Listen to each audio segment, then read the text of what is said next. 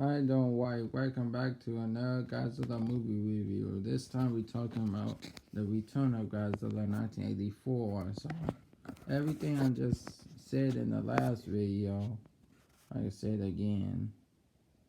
So in the beginning of the movie, um, a Japanese person saw he was in the water fishing. He was in the water fishing. Then I don't know what he was doing, but he had a boat in the water. Then, oh, he was exploring the boat. Then he looked out the window of the boat. Then he saw the mountain blew up, and he heard Godzilla's roar. Then then after that, all of that happened. He was in the hospital, and they sold him a picture of the original Godzilla 1954, and now he knew that was Godzilla. So then all the rest went on. Then I'm sorry, I'm skipping scenes, but I'm trying to um, make my video shorter. So yeah, all of that went on. So then Godzilla's first appearance came. He came and destroyed a nuclear reactor factory. Then he picked up a nuclear reactor. Then he was charging his dorsal plates. He was charging his dorsal fins on his back. Then he was charging his dorsal fins. Then a bunch of birds came, and he was attracted to the sound, so he followed them, and he left. Then all of that went on. The Japanese, the people made I don't know what it's called, but it's a bud. It was mocking the buds that Godzilla heard, and he was attracted to. So then after they made that, Godzilla's second appearance came, and this time he was in a Tokyo Bay. So he came out of the water, and then he roared. Then a bunch of the Japanese military shot missiles and lasers at Godzilla. Then he roared again, and he charged up his atomic breath and blew all of them up. Then Godzilla roared again and continued his rampage to Tokyo. Then he was in Tokyo. Then he walked. Then he picked up a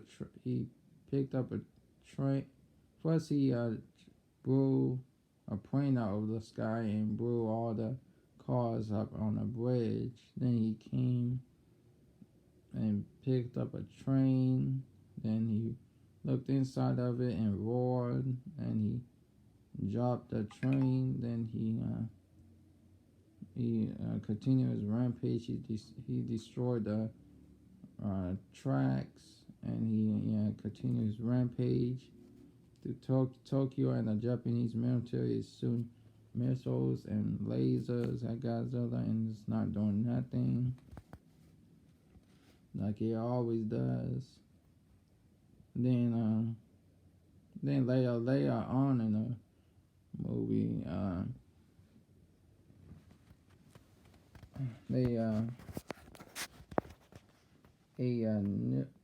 first they called in the Super X, and the Super X came and shot missiles and lasers at Godzilla, and shot something in Godzilla's mouth every time he roared. They shot something, I don't know, and it made Godzilla drunk. So, but before he fell down, he pressed a building down on the Super X. Then he fell down on the building and passed out. Then a nuke was launched up above Japan. Then the nuke exploded above Japan, and a bunch of red stuff came down. Then lightning came and woke Godzilla up. And Godzilla got back up and roared, and he continued his rampage through Tokyo. Then the people was working on that bud thing. They cut it on, and the bud sounds attracted Godzilla to Mountain Fuji. Then Godzilla followed them to Mountain Fuji. Then the people was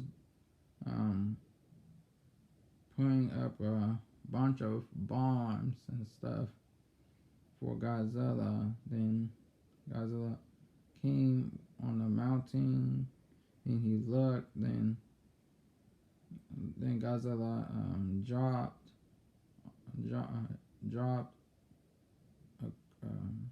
into the mountain, not all the way in the mountain, but a few inches. Then the people pressed the button, and they blew the bombs, and Godzilla fell in the volcano. And this is the strangest thing I have ever heard from Godzilla. Godzilla screamed when he was falling into the volcano. Now that's strange to me. A big monster like Godzilla, he screamed. Why the heck did he scream? I don't have no idea, but yeah. So there's Godzilla 1984. So bye.